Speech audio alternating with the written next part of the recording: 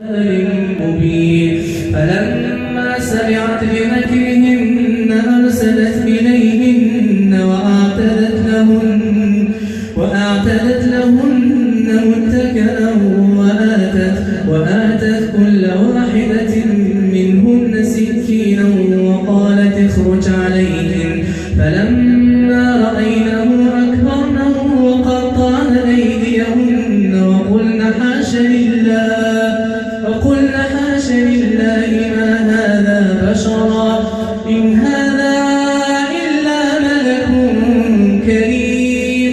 قالت فذلكن الذي لمتنني فيه ولقد راودته عن نفسه فاستعصم ولئن لم يفعل ما آمره به ليسجنن وليكونن من الصاغرين.